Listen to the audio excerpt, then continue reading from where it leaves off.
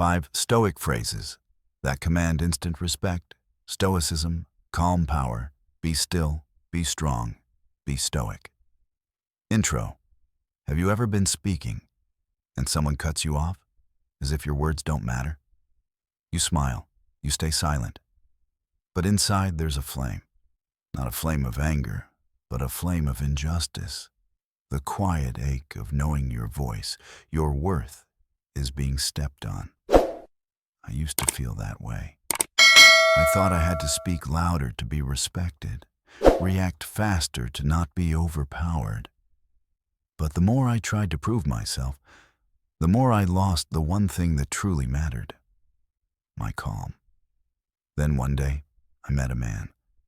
He never raised his voice, just one sentence, and the whole room went silent.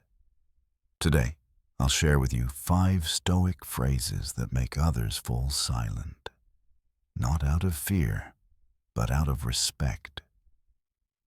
Part 1. When silence is lost. Have you ever spoken and someone interrupted you as if your words were not worth hearing? You tried to smile, tried to stay calm, but inside, a wave of irritation rose. Not because you hated them, but because, in that moment, you felt invisible. I remember the first time it happened. A Monday morning meeting in New York. Cold fluorescent light washing over tense faces. I was presenting an idea I had spent an entire week preparing. Ethan, my co-worker, cut in halfway.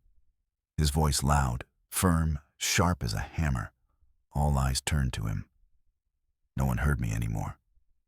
I stood there, smiling faintly, but inside, something collapsed. When the meeting ended, the boss said quietly, "You were right, but Ethan made people believe him more." That sentence cut slow and deep. I realized, in this world, it's not the person who's right that gets heard, but the one who's believed. That night, I sat in a cafe by the window, watching raindrops slide down the glass. Across the room, an old man sat with his daughter. She was crying, saying something painful. He didn't argue. He just listened. Then he spoke, slow, gentle, clear, not loud, not rushed. And the whole room went silent. I couldn't hear his words, but I saw her eyes change, from anger to respect, not because he won, but because he stayed calm. I understood something then. There's a kind of power that doesn't live in your voice, but in the breath before you speak. Part 2, 5 Stoic responses. 1. I don't need to speak loudly to be right. The next day, Ethan interrupted again. Same light, same smell of coffee, same laughter. But this time, I was different. I breathed in, counted to 3, waited for him to finish, then said slowly, word by word, "I don't need to speak loudly to be right." The air in the room changed. Ethan froze. The others fell silent. I wasn't attacking. I had simply stepped out of the game. And in that moment, I felt what true power was. Not control over others, but control over myself. Epictetus once said, "No man is free who cannot command himself." When you speak less, people listen more. When you speak slower, every word carries weight. That's why Stoics don't argue. They lead through calm authority. 2. The way you speak says more about you than about me. That evening, I met Sarah, an old friend from college. She smirked. "You've changed. You're cold now, always acting like you're wiser than everyone." My voice almost rose. But then I remembered Marcus Aurelius. The best revenge is not to be like your enemy. I smiled gently and said, "The way you speak says more about you than about me." She went silent. Her expression shifted from offense to confusion. And I realized, sometimes reflection is the strongest answer. Not every attack needs a counterattack. Sometimes You simply hold the mirror. 3. The breaking point and awakening. But I failed. One day during a major meeting, Ethan cornered me again. He twisted facts in front of the boss. I snapped. I raised my voice. For 10 seconds, I became the version of myself I despised most. The room went quiet, not out of respect, but out of shock. I walked out, heart pounding, guilt flooding in. That night, staring into the mirror, I exhaled, and for the first time in years, whispered, "Be still. Be strong. Be stoic." 3 sentences. 1 breath. A new beginning. 4. We'll talk when we can do it, with respect. Another evening, I argued with my mother. Her voice trembled, emotions running high. Tears welled in her eyes. I almost shouted back, then stopped. I remembered Marcus's words. When anger rises, count to 10 and stay silent. I breathed deeply and said softly, "Mom, when we can talk with respect, I'll be ready to talk." The room went quiet. No one won. But something healed. Sometimes respect doesn't begin with others. It begins with the boundaries you set. 5. I don't wish to continue this conversation. A coworker attacked me during lunch, his tone sharp, sarcastic, baiting me to react. I set down my fork, looked straight into his eyes, and said, "I don't wish to continue this conversation." My words weren't cold. They were calm, clear, and they ended the toxic game instantly. Marcus Aurelius wrote, "Choose not to be harmed, and you won't feel harmed." When you step off the board, no one can checkmate you anymore. 6. That's your opinion.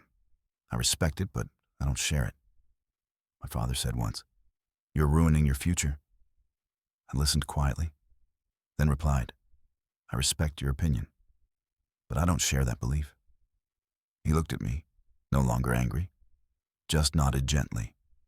In that silence, I felt growth. Seneca once said, "Freedom is not achieved by satisfying desires, but by removing the need for approval."